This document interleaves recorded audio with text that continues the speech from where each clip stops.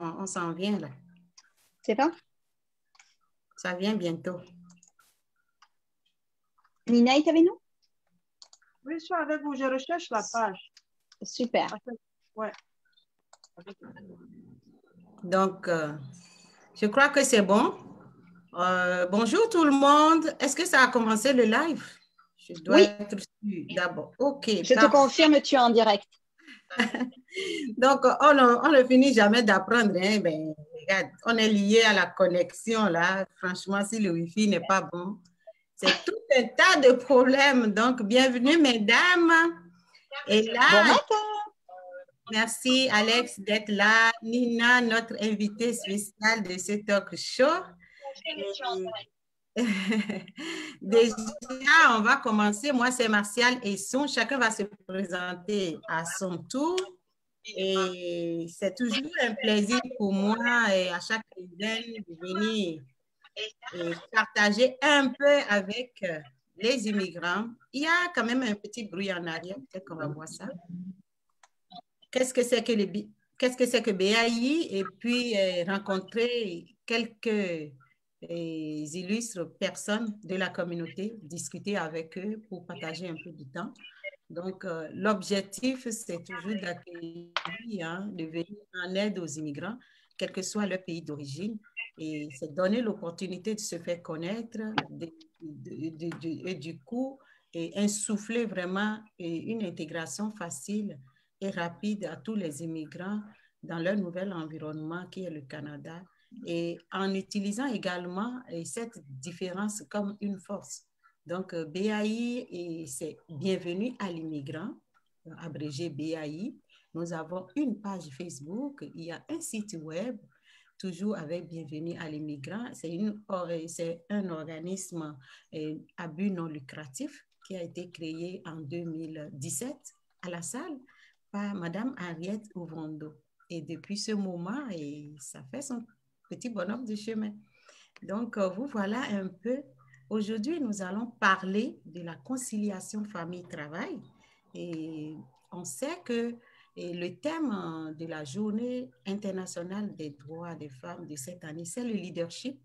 Et du coup, on a vu que la femme doit également user de ce leadership dans tout ce qui concerne les aspects de la vie courante d'une famille, et en sachant que tout ne dépend pas de nous et il faut forcément juguler. Donc, en 2000, quelques statistiques pour situer un peu le contexte, c'est qu'en 1970, il n'y avait que 30% de femmes seulement et qui avaient des enfants de moins de 6 ans qui étaient sur le marché de l'emploi. Et puis, selon Statistique Canada, cette proportion est passée à 78% aujourd'hui.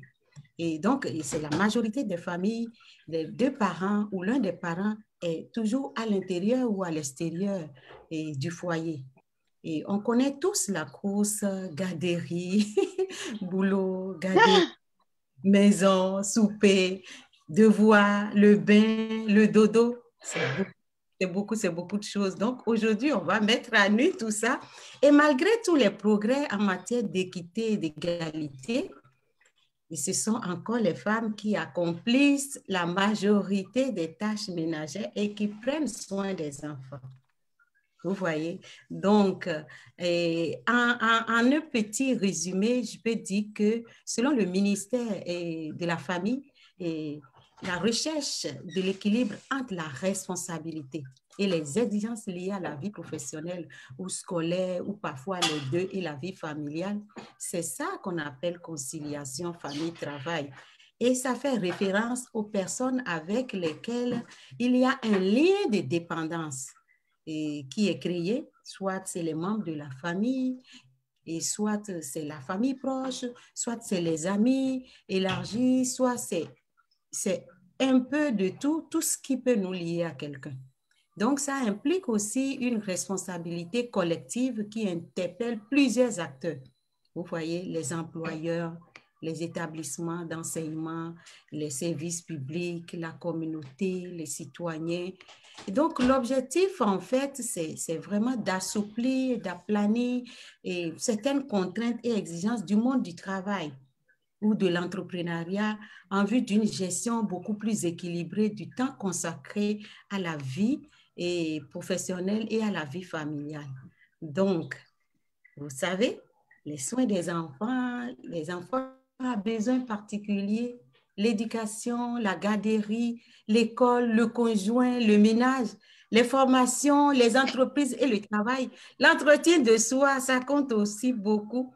Et c'est pour ça que nous invitons aujourd'hui sur le plateau du talk show Nina Ngati de Nina Beauté, et moi je l'appelle souvent Nina Beauté, pour partager avec nous ses expériences au sujet de la conciliation famille-travail. Bienvenue Nina. Bienvenue Nina. Merci Marcia, merci Alès, merci pour l'invitation. Ça me fait toujours plaisir de partager mes expériences avec la communauté, avec des immigrants. Pourquoi? Parce que nous avons nos réalités à nous. Et en plus de cela, nous avons le challenge qui est de s'intégrer dans une culture autre que la nôtre. Donc, ça me fait toujours plaisir de partager mes expériences et merci pour l'invitation. Excellent, Nina. Dis-nous, Nina, tu es mère monoparentale, 6 enfants, plusieurs diplômes, plusieurs entreprises, beaucoup de projets en vue. Comment tu fais? Ça, aujourd'hui, on va rentrer dedans, là, dans tes secrets. Comment je fais? C'est que déjà, je positive beaucoup et j'ai toujours dit la vie est un combat. Hein. Ceux-là qui penseront que la vie est un cadeau, non. La vie est un combat où il faut parfois se lever, il faut se battre pour s'arracher aussi ces miettes de pain. Sinon, tu n'auras rien. Donc, j'ai toujours dit... on aura de toutes sortes de difficultés dans la vie, mais c'est de la façon dont on va prendre ces difficultés, c'est la façon dont on va se réadapter qui donnera un sens à notre vie. Donc, tout se passe dans la pensée. Qu'est-ce que vous aimeriez être? Une fois qu'on trace on définit nos visions, je vous assure, même vos échecs deviennent des challenges. Donc, je ne dirais pas que mon quotidien est très, très facile. Je suis toute seule avec mes enfants, séparés depuis 2 ans. Il y en a des chanceuses qui ont des gardes partagés au Canada, qui ont des fins de semaine au Canada avec le père de leurs enfants. Mais je suis abandonnée toute seule avec mes enfants. Mon conjoint n'a jamais même pris les enfants, même pour une seule nuit. L'effet, c'est quoi? Moi, je dirais, vous savez, il y a des séparations où souvent, surtout toi, la femme, quand tu prends le courage de dire, moi, je ne peux plus vivre ces situations, je me défais, l'autre va se retirer dans le but de venir te punir, de dire tu vas souffrir toute seule avec ses enfants. Mais la femme, nous sommes dans le mois de la femme. La femme qui est en face de cette situation, par exemple comme moi, devrait plutôt utiliser ses enfants comme des outils, comme des guerriers pour dire oui, papa n'est plus, je suis toute seule avec vous, mais sachez, c'est à vous maintenant. C'est de la façon dont vous allez maintenant vous impliquer aussi dans notre vie que nous allons réussir. Et un jour, nous dirons, ça n'a pas été facile, mais nous avons réussi. Donc, si je veux partager mes challenges, moi, je dirais, je suis chef d'entreprise, mes premiers employés sont mes enfants. Mon premier challenge sont mes enfants. Dans tout ce que je fais, ils s'impliquent parce qu'ils voudront que nous réussissons. Donc, ça, c'est de un, et c'est là où je pourrais dire, peut-être j'ai gagné. Parce que tout ce que je fais, mes enfants m'épaulent, mes enfants sont là, ils vont venir au salon, ils vont laver le sol, ils sont à l'écoute et puis ils m'écoutent également. Donc, ça, c'est de un. Sur ce côté, je pourrais dire, c'est réglé. Dans l'entrepreneuriat, moi, je dis, je n'aimerais pas voir mes enfants pauvres. Pauvres, pourquoi? Parce que maman était toute seule. Non. Mais j'aimerais demain qu'ils disent et qu'ils témoignent même avec leurs enfants, que vous devez respecter la femme parce que la femme peut. J'ai été élevée avec ma maman toute seule, mais regardez tout ce qu'elle a bâti et comment elle nous a drainés dans le monde de l'entrepreneuriat. Donc ça, c'est aussi un rêve et c'est aussi une éducation que je leur donne pour leur dire quoi? La vie ne sera pas facile. Celui qui dira je déprime, je souffre, la femme qui dira je pleure, oui, parfois il faut pleurer, mais il faut se relever pour aller de l'avant. Mhm. Parfait. Merci beaucoup, Nina.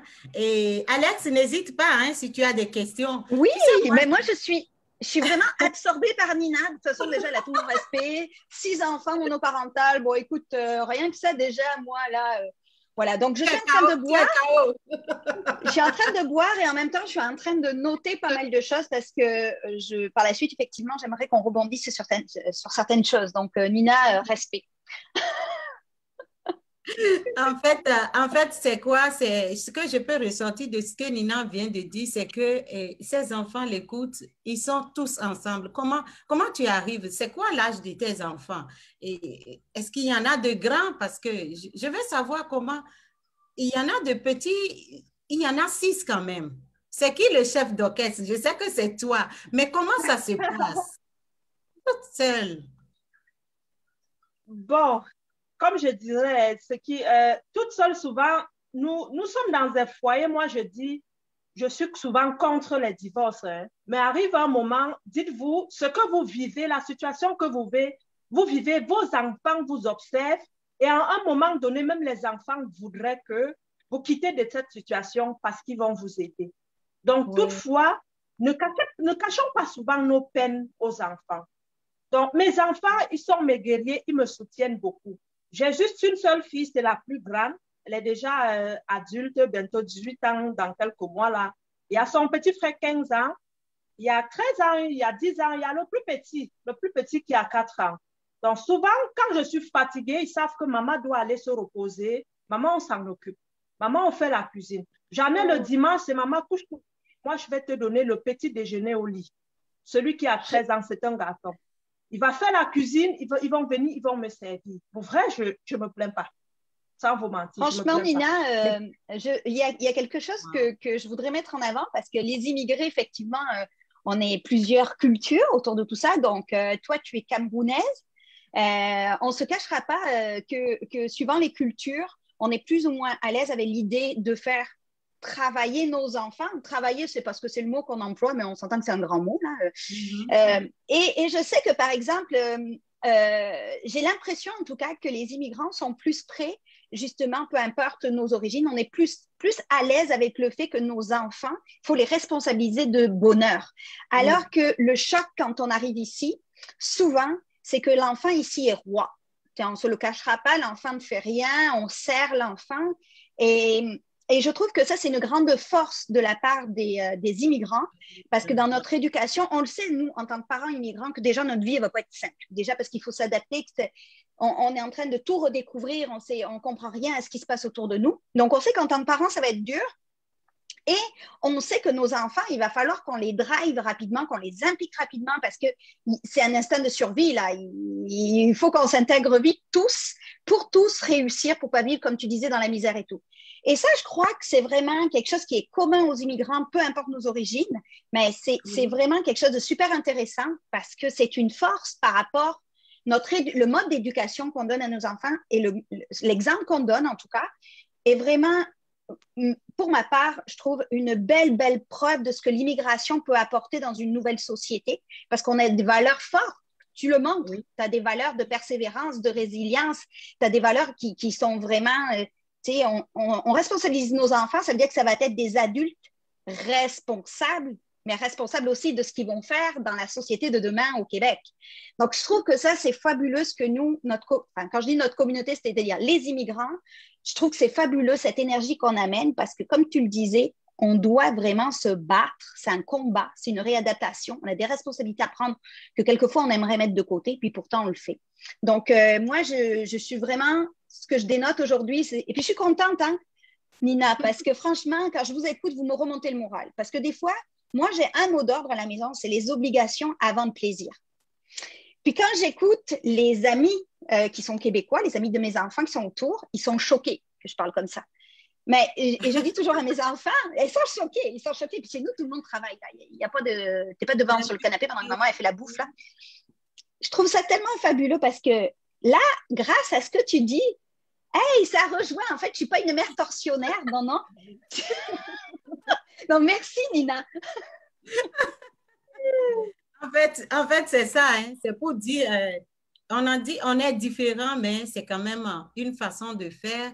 Dans la vie, il y a des choses qui vont demeurer positives, pardon, et il y en a qui ne sont pas bien, c'est sûr qu'on va changer. Mais on ne dit pas à l'immigrant de tout changer, on dit de s'adapter seulement. Donc, oui. Ici, c'est tellement facile que l'enfant n'a pas à aller puiser de l'eau. L'eau est déjà là. Mais avant, moi, je sais, quand tu vas puiser de l'eau au marigot, tu vas à 5 heures du matin, tu reviens, tu fais 2 tours avant d'aller à l'école. Et puis, quand tu quittes l'école, tu vas au marché. Et quand tu quittes le marché, tu reviens en classe. Et quand tu quittes les classes du soir, tu vas repartir au marché. Quand tu rentres le soir, il y a des travaux domestiques. Franchement, ça nous fortifie, ça nous forge. J'ai appris à faire beaucoup de choses à la fois.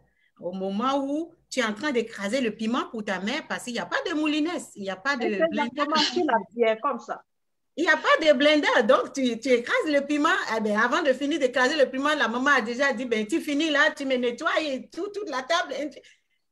Et ça s'enchaîne. On trouve vraiment du plaisir à servir même, à faire des choses de façon, et à la fin de la journée, merci ma fille, tu as bien fait. Demain, et on nous parlait souvent de demain. C'est qu'on nous mettait déjà sur le chemin, on ne connaît pas. Et tu sais, il y a un adage africain qui dit, on ne sait pas où est-ce que le pied amène, la tête amène le pied. À 40 ans, je me suis retrouvée au Canada, imaginez. Comment je dois faire là-bas? Ici, c'est vraiment autre chose. Tu es calé dans les 4 coins de ton mur. Il n'y a pas vraiment d'aide.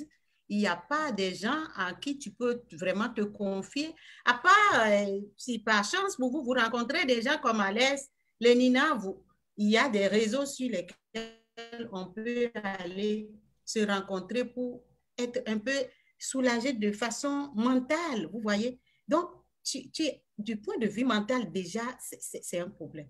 Donc, ça fait même que je peux tomber un autre sujet. Oui, tu as une question pour Nina? Oui, mais vas-y, parce que peut-être que je vais trop anticiper. Moi, la petite question que j'avais juste... On va parler... C'est le mois de la femme, hein? C'est le mois de la femme, sentez-vous à l'aise, là. Donc, Alex, vas-y, je te laisse d'abord. En fait, Nina, moi, je suis intriguée. Est-ce que tu as toujours été entrepreneur dans l'âme ou donc, tu sais, depuis le départ, hein, avant même que tu aies les enfants, puis est-ce que ça continue ou est-ce que c'est un besoin qui s'est déclenché quand tu es arrivée au Québec? Moi, je veux savoir un petit peu.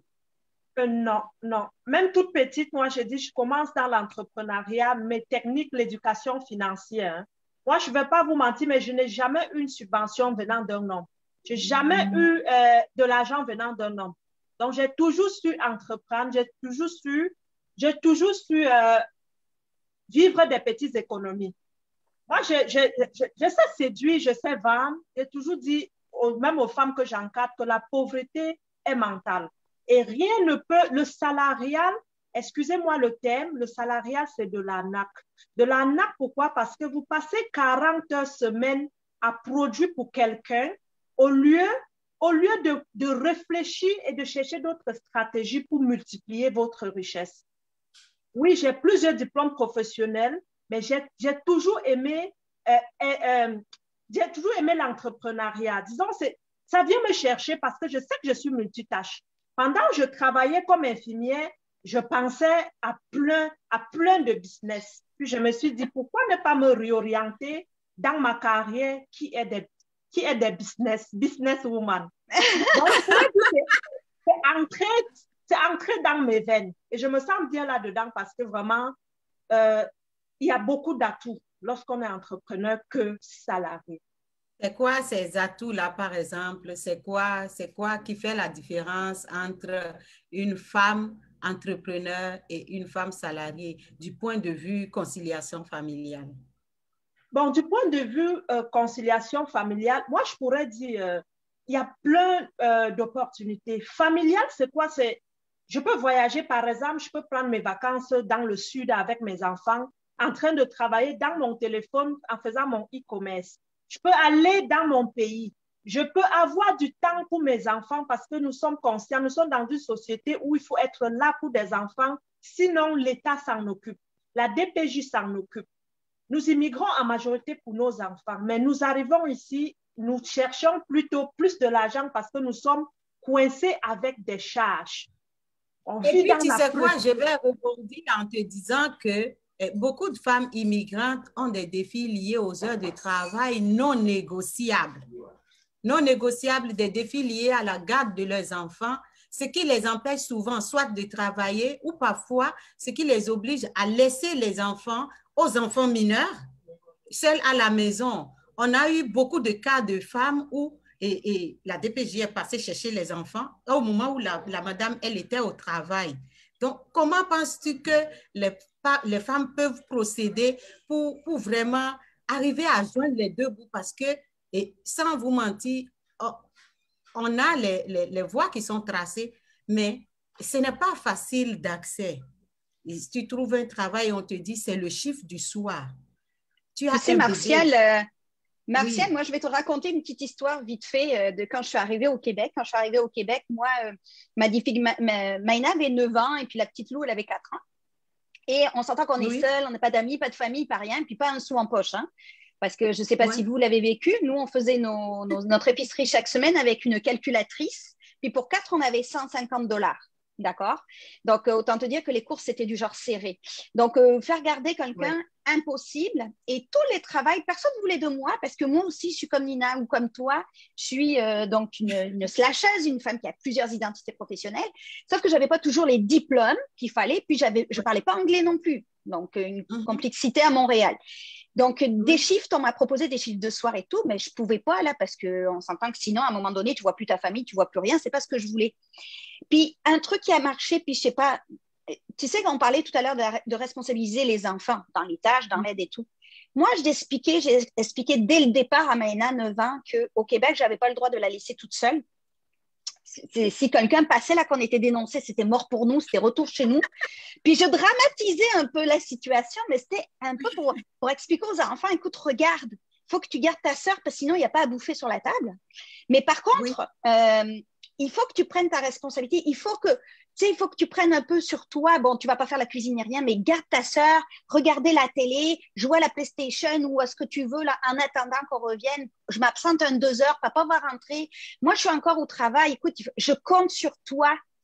C'est super important. Et moi, j'ai réussi, j'ai impliqué, et j'ai pas honte de le dire, j'ai impliqué mes enfants dans la responsabilité de dire, il faut que tu sois responsable même à 9 ans. Pourquoi? Parce que c'est notre, si tu veux, on risque d'être dispatché sinon. On va nous dénoncer, puis on risque d'être, ou repartir chez nous, ou être dispatché. Et les enfants, très tôt, ont eu cette responsabilité-là. La petite de 4 ans avait le même discours que celle de 9 ans.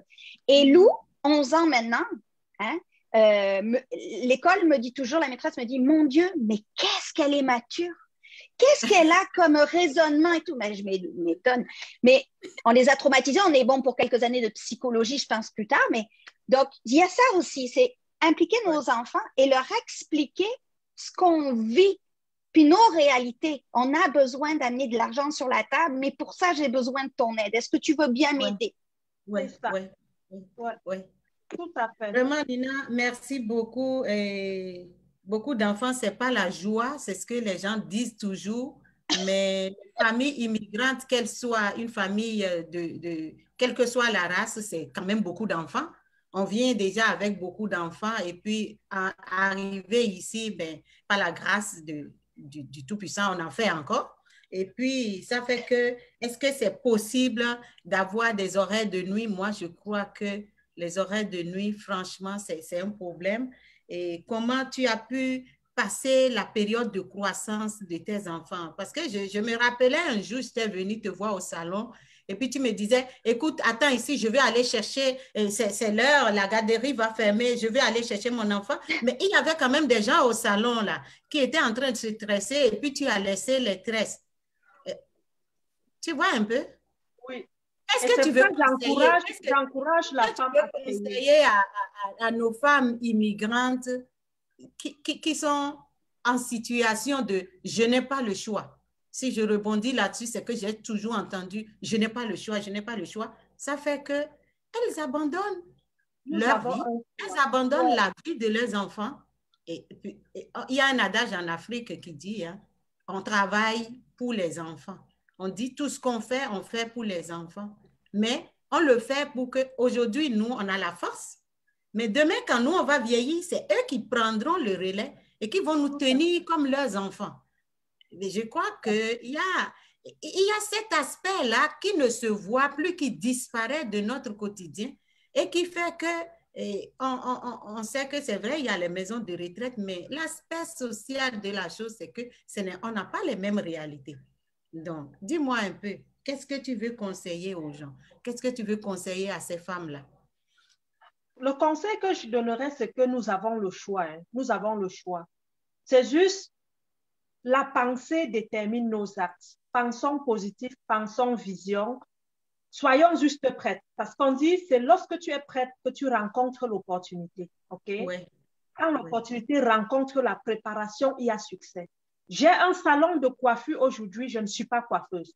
Je ne savais même pas coiffer. Martial, c'est au Canada que j'ai appris la coiffure. J'ai coiffé les rastas, je piquais les rastas à $20. Au cégep, pour apprendre la coiffure, les gens me donnaient $20, je passais 5 heures de temps sur une tête. Les gens pensaient que j'étais folle, j'étais bête. Non, j'apprenais à coiffer. Aujourd'hui, j'encadre un salon de coiffeur ou de coiffure où je ne peux même pas dire c'est un salon, c'est un centre de retrouvailles des coiffeuses où chacun loue de l'espace pour se faire de l'argent. Je suis dans le réseau de marketing où je bâtis des gens qui peuvent vendre des produits minceurs, être marque en ligne pour se faire de l'argent. Donc, nous avons un choix. Mais les gens ne veulent pas juste oser et de dire, disons, notre vie là, moi je dis en tout temps, c'est comme l'accouchement. Quand une femme veut accoucher, l'enfant est au niveau, la tête de l'enfant est au niveau du pupitre là. Tu n'as pas le choix de faire le dernier cri pour que l'enfant se projette à l'extérieur. C'est de la même façon. Oui, c'est de la même façon que nous devons prendre notre vie en main. Parce que personne ne viendra t'aider. Travailler de nuit, ce n'est pas fait pour des femmes. Je peux encore comprendre, vous êtes en couple, l'homme peut aller de nuit, toi la femme, parce qu'il y a des enfants qui font des crises la nuit. Une maman doit se relever au moins une fois pour aller toucher ses petits-enfants et voir s'ils ont de la fièvre. Mais la maman n'est pas là. Nous avons un choix. Même si nous n'avons pas le choix, allez-y là-dedans, mais ne mettez pas plus de 2 ans. Amassez de l'argent et prenez-en, quittez le travail et faites le saut. Il ne faut pas avoir peur.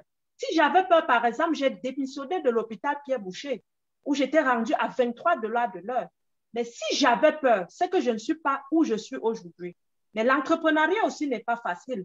C'est pour cela qu'il faut toujours rester une femme forte, une femme de vision, une femme qui sait regarder d'autres opportunités pour ne pas mettre ses œufs dans le même panier. Excellent. Donc, il faut avoir plusieurs cordes à son arc. Alex, un dernier mot. Un dernier mot, non, merci Nina. Écoute, super inspirante. Je te remercie beaucoup d'être venue ce matin nous rejoindre chez BAI. Donc, au plaisir de se revoir. Moi, c'est sûr que je ne viendrai pas te voir pour faire des locks, on s'entend bien, mais des tresses ou quoi. Je remercie aussi Madame Sylvie qui m'a fait une invitation spéciale. Maman, merci pour l'invitation. Merci beaucoup. Merci vraiment, Nina. C'est très bien. Oui, merci. On peut se dire à très bientôt sur le talk show. On est toujours ouvert si tu as d'autres sujets et pour les femmes. Et n'hésite pas si tu veux contribuer également à l'épanouissement des immigrants. Nous avons plusieurs cellules. Nous cherchons des bénévoles, nous cherchons des gens pour tenir et les différents aspects de la vie des immigrants. Et c'est ouvert. Et donc, tu es la bienvenue. Et puis, bye bye. Et puis, rendez-vous en 15. N'oubliez pas surtout de vous inscrire pour la cellule Entreprendre avec succès avec Alex. Alex, tu as un mot à dire parce que c'est normal. Rapide. Ouais. Allez, je vais essayer de faire ça court. Donc oui, on vous a lancé la semaine dernière comme quoi il y avait une cellule Entreprendre avec succès organisée par BAI. C'est moi qui ai la chance de pouvoir animer ces cours-là, ces ateliers, appelez-les comme vous voulez. On a besoin de vos inscriptions pour jusqu'au 22 mars maximum. Pourquoi? Parce qu'après, on va commencer, je ne sais plus de tête, mais 28 ou 29 mars. Donc, on a besoin d'abord de prendre contact avec vous. S'il vous plaît, allez voir, on va vous remettre les liens pour vous inscrire. C'est une belle opportunité. Il suffit simplement de prendre son membership avec BAI. C'est 25 $ à l'année, mais je vous assure que je vous ai mis du contenu vraiment de qualité. Donc, il y a de quoi vraiment aller pour justement se lancer en entrepreneuriat. Il y a vraiment de quoi avoir de bons outils. Donc, prenez cette opportunité-là. Merci, merci Alès. Et puis, on va se dire rendez-vous dans 15 jours. À bientôt et puis bonne semaine. Profitez de votre printemps. C'est le début. Bye bye.